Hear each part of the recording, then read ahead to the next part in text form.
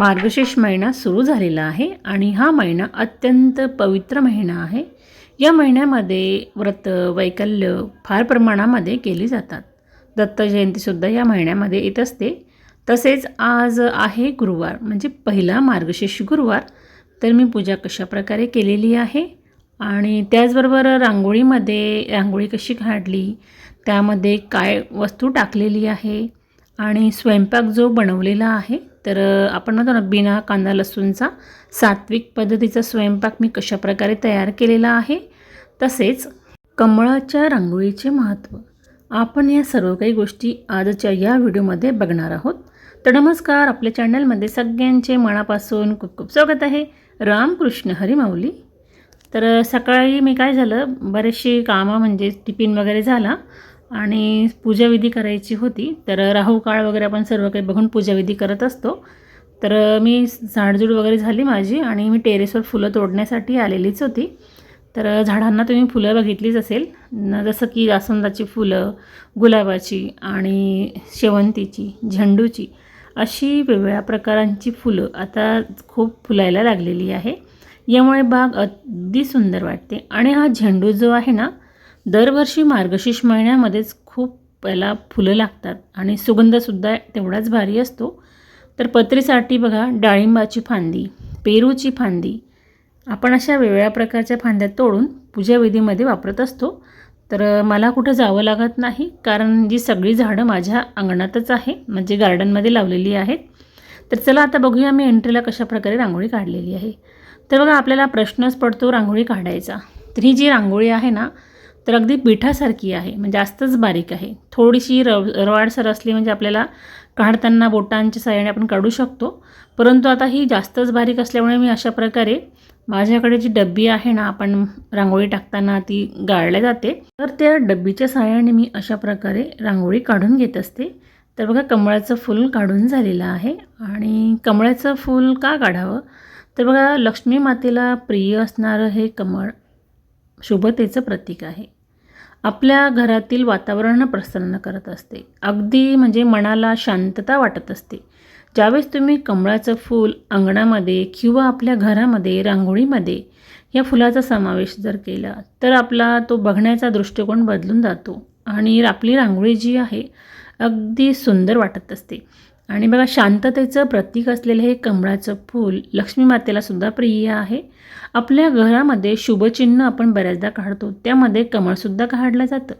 कमळाचं फूल अर्पण केलं जातं. तर कमळाच्या फुलाचे अनेक फायदे आहेत. तर आपण प्रत्येक गोष्टींमध्ये कमळाचं फूल वापरू शकतो. आणि रांगोळी तर खूपच नाविन्यपूर्ण असते, तर काढल्यानंतरसुद्धा अगदी सुरेख दिसते. तर बघा, अशा प्रकारे मी डब्बीच्या साहाय्याने सगळी रांगोळी काढून घेतलेली आहे. म्हटलं चला तुमच्यासोबतसुद्धा शेअर करूया ही आयडिया. तर अगदी सोपी आहे. डब्बीमध्ये रांगोळी भरायची आणि अशा प्रकारे डब्बीचा आपण जिथं ज्या ज्या प्रकारे ठेवू त्या प्रकारे ती रांगोळी आपण काढू शकतो, अगदी सोप्या पद्धतीने. म्हणजे ज्यांना कोणाला रांगोळी येत नसेल, तर आपण अशा प्रकारे डब्बीत भरायची आणि मस्तपैकी रांगोळी काढून घ्यायची. आणि रंगसुद्धा भरताना मी बऱ्याचदा डब्बीनेसुद्धा भरत असते. अगदी खूप मोठं पाकळीचं फूल असलं तर आपण डब्बीने भरू शकतो, नाहीतर 2 बोटांच्या साहाय्यानेसुद्धा आपण अशा प्रकारे टाकू शकतो. अगदी 5 बोटांनीसुद्धा आपल्याला भरता येते. तर बघा, रांगोळी काढण्याची प्रत्येकाची कला ही वेगवेगळी असते. तर माझी पद्धत जी आहे अशा प्रकारे होती. आता हे वाटीमध्ये काय आहे बरं, तर हे आहे तांदळाचं पीठ. बऱ्याचदा आपण अशा प्रकारे पीठ वापरत असतो रांगोळींमध्ये. पूर्वी तर खरं पिठाच्याच रांगोळ्या राहायच्या. तुम्ही केरला साईडला जर गेलं तर त्या ठिकाणीसुद्धा पिठाचा वापर रांगोळीमध्ये केला जातो. तर बघा, अशा प्रकारे मी हळदी कुंकू टाकलं आणि प्रत्येक रांगोळीच्या ठिकाणी अशा प्रकारे तांदळाचं पीठ टाकलेलं आहे. तर बघा, याच्याने आपण रांगोळीसुद्धा काढू शकतो किंवा डेकोरेशन करू शकतो. आणि थोडी रांगोळी जरी टाकली आपण अशा प्रकारे म्हणजे पीठ, तरी ते मुंग्या वगैरे खात असतात. खरं तर महत्त्व म्हटलं तर पिठापासून काढलेल्या रांगोळ्यांनाच असतं, गव्हाच्या पिठाची, तांदळाच्या पिठांची. यामुळे सुद्धा आपल्या घरामध्ये पॉझिटिव्हिटी येते. माता लक्ष्मीचं आपल्या घरामध्ये आगमन होत असलं आणि अशा प्रकारे जर रांगोळी काढली तर खूपच भारी असतं बरं का. तर आज केलं मी उंबऱ्याला हळदीचं लेपन. तर बघा माझा जो उंबरा आहे ना, तर मी अशा प्रकारे कलर करून घेतलेला आहे आणि त्यावर थोडी डिझाईन काढलेली आहे आणि अशा प्रकारे हळदीचं लेपन केलेलं आहे. अगदी आपण बऱ्याचदा बघतो की बरेचसे जण उंबऱ्याजवळ खूप साऱ्या रांगोळ्यांचे शुभचिन्ह काढतात. परंतु तुम्ही डिझाईन काढा, पण रांगोळीचे शुभचिन्ह काढू नका. कारण आपण म्हणतो, पण ज्यावेळेस आपण आपला उंबरा ओलांडतो किंवा आपल्याकडून चुकून पायसुद्धा पडतात, तर हा अपमान असतो आपल्या ज्या शुभचिन्हांचा. म्हणून काढताना एक तर शक्यतो साईडला काढावी, नाहीतर काढताना थोडीफार डिझाईन वगैरे तुम्ही काढू शकता. तर मी जास्त करून अशा प्रकारेच काढत असते रांगोळीमध्ये. तर अगदी साईडला आपण बऱ्याचशा गोष्टी ठेवू शकतो. तर बघा मी मेन एंट्रीला अशा प्रकारे रांगोळी ठेवलेली आहे. छोटासा कलश भरून ठेवलेला आहे, पाण्याची उरली आहे आणि एका ठिकाणी दिवा ठेवलेला आहे. जी काही मी उंबऱ्याचं पूजन केलं, धूप लावला, सर्व अशा प्रकारे ठेवलेलं आहे. आज मेन एंट्री अगदी सुंदर वाटत आहे आणि मनाला खूप शांत. बघा माता लक्ष्मीचा आपल्या घरामध्ये आगमन व्हावं म्हणून आपण आपल्या वास्तूमध्ये अशा बऱ्याचशा गोष्टी केल्या पाहिजे.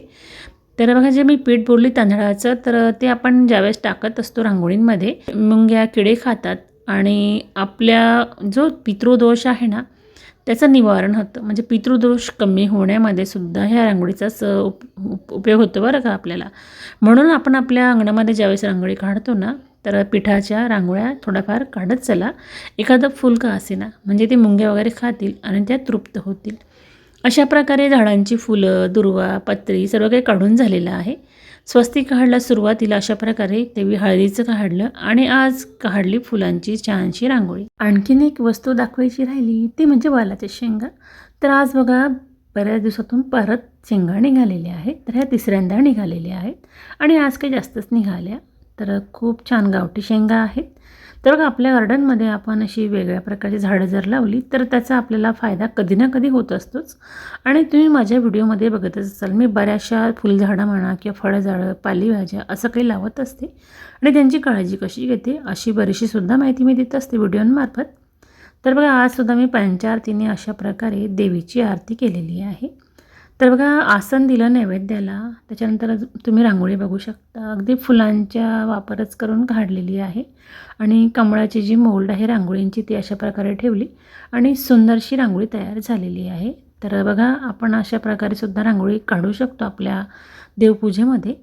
तर बघा कमळाचा फुलांचा जास्त वापर मी करत असते बऱ्याचदा. तर अंगणामध्ये जी रांगोळी काढते ना रेग्युलरमध्ये, तर मी कमळांचीच फुलं काढते. यामुळे सुद्धा आपल्या घरातील वातावरण शांत, प्रसन्न राहतं आणि मनालासुद्धा समाधान वाटत असतं. तर म्हणून आपण अशा प्रकारे रांगोळीमध्ये कमळांच्या फुलांचा जास्तीत जास्त समावेश करत चला. तुम्हालासुद्धा चांगले चांगले अनुभव नक्कीच येतील. आणि बघा इथे छोटीशी अशा प्रकारे गायत्री यंत्र काढलेलं आहे आणि गुलाबाचं फूल बघू शकता. देवांना कापसाच्या वस्त्रमाळा अर्पण करून झालेल्या आहेत आणि अशा प्रकारे छानशी पोथी वगैरे वाचून पूजा झालेली आहे.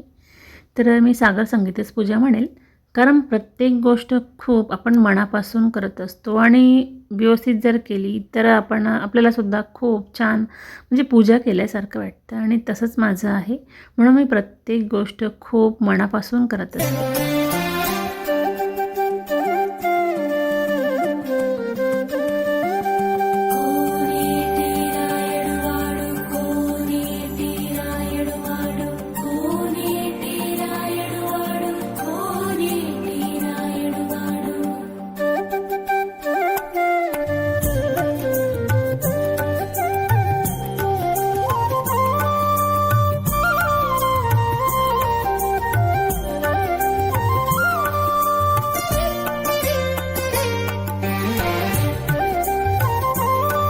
मार्गशीर्ष गुरुवार बरेचसे जण करतात.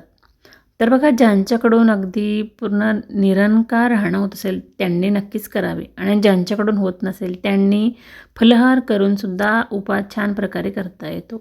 अगदी बरेचसे जण फक्त पूजेची मांडणी करतात आणि आहार वगैरे खात असतात. परंतु आपण उपवास नाही केला आणि आहार जरी केला तरीसुद्धा सात्विकता पाळून तुम्ही आहार करा, म्हणजे तुम्हाला ही पूजा लागू पडेल, मला तरी असं वाटतं. तर बघा अशा प्रकारे आपल्याकडे ग्रंथ वगैरे बरेचसे असतात. तर मी मार्गशीर्ष महिना सुरू आहे म्हणून गुरुचरित्र पारायणमधील 14वा अध्याय सुरू केलेला आहे. तर ठरवलं की हे मार्गशीर्ष महिन्यामध्ये प्रत्येक गुरुवारी वाचन करणार आहे, कारण इतर वेळेस मला शक्य नाही. आणि रामचरित्र मानस यांचंसुद्धा पोथीचं वाचन सुरू आहे. तर बऱ्याचशा गोष्टी मी आता घरामध्ये करत असते, तर म्हणून वेळात वेळ काढून सगळं करणं तर काही शक्य नाही. थोडीफार का असेना सेवा झाली तरी भरपूर आहे. आपल्याला जेवढा वेळ मिळेल तेवढा वेळ आपण आपण देवांच्या सानिध्यामध्ये घालवत असतो आणि हेच खरं खूप महत्त्वाचं आहे. चला आता स्वयंपाकाची तयारी सुरू झालेली आहे. सायंकाळची वेळ होती आणि अशा प्रकारे खीर बनवायला घेतलेली आहे. खीर बनवण्यासाठी थोडे तांदूळ घेतले, ते भिजू घातली, त्याच्यामध्ये बदाम टाकले आणि थोडीशी विलायची टाकली आणि छान बारीक पेस्ट तयार करून घेतली आणि अशा प्रकारे थोडंसं तूप टाकलं, त्यामध्ये थोडं पाणी टाकलं आणि जी बारीक पेस्ट केली ती टाकून घेतली आणि छानपैकी हलवून अशा प्रकारे दूध वगैरे टाकलेलं आहे. तर चमच्याच्या साहाय्याने छान घट्ट होऊ द्यायचं आहे आणि त्याच्यानंतर साखरसुद्धा टाकायची आहे. परंतु मी साधी साखर न टाकता खडी साखरचा इथे उपयोग करणार आहे. कारण आता बऱ्याचशा समस्या आता उद्भवायला लागलेल्या आहेत की गूळ खाऊ नका, साखर खाऊ नका, हे खाऊ नका, ते खाऊ नका. तर आपण थोडंफार पाळून का असेना पण ह्या गोष्टी आपण वापरू शकतोच. तर अशा प्रकारे मी बारीक करून घेतलेली आहे. तर आज ठरवलं की चला पूर्ण साखरच आपण आता खडी साखर बारीक करून घेऊया, कारण झंझटच नको. ते रोज करा, वेळ नसतो खरं तर, पण वेळात वेळ काढून मी अशा प्रकारे बारीक करून घेतली आणि मी जास्त करून आता घरामध्ये बारीक साखरेऐवजी अशा प्रकारे मोठी साखरच वापरते आहे आणि ती बारीक करून घेत असते आणि अशा प्रकारे छान खीर तयारच होतच होती. फ्लावरची भाजी करायला घेतली, त्यामध्ये फ्लावर अगदी बारीक अशा प्रकारे कट केलेली आहे. तर बघा जवळजवळ खीर आता होत आलेली आहे. तर आता भाजी कशी बनवायची आहे, सात्विकता वाढून करायचं आहे. कांदा लसूण वापरता थोडं गरम पाणी केलं, त्याच्यामध्ये फ्लावर अशा प्रकारे टाकून घेतली. त्याच्यानंतर बघा इथे या ठिकाणी टोमॅटो, थोडंसं ओलं खोबरं घेतलेलं आहे, अद्रक आणि मिरच्या घेतलेल्या आहे आणि कोथिंबीर. एवढ्या वस्तूंचीच मी आता वापर करून भाजी तयार करणार आहे. तर बघा आपण अद्रक आणि जी कोथिंबीर आहे आणि थोडंफार ओलं खोबरं यामुळे सुद्धा आपल्या भाजीला चव येत असते. अशा प्रकारे फ्लावर छान काढून घेतली आणि 2-3 पाण्याने स्वच्छ धुवून घेतली, म्हणजे वाससुद्धा कमी येतो त्याचा आणि छान आपली फ्लावर तयार होत असते. आता बघा हे खोबरं आणि अद्रक आणि टोमॅटो, कोथिंबीर हे एवढं सगळं जे आहे ना छान खलबत्त्यामध्ये मी बारीक कुटून घेणार आहे. कारण बघा कुटलेली भाजीसुद्धा बऱ्याचदा खूप छान लागते चवीला. थोडंसं तेल टाकलेलं आहे, तर मोहरीचं आणि शेंगदाण्याचं तेल एकत्र अशा प्रकारे जिरं मोहरीची फोडणी दिली आणि त्याच्यामध्ये घातलं वाटण जे मी बारीक केलेलं आहे आणि थोडंसं मीठ टाकलेलं आहे.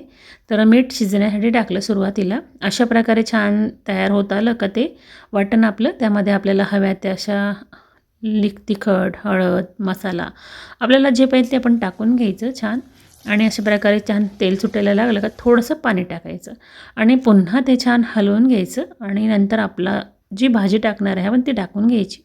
यामध्ये मी फ्लावर टाकलेली आहे अशा प्रकारे.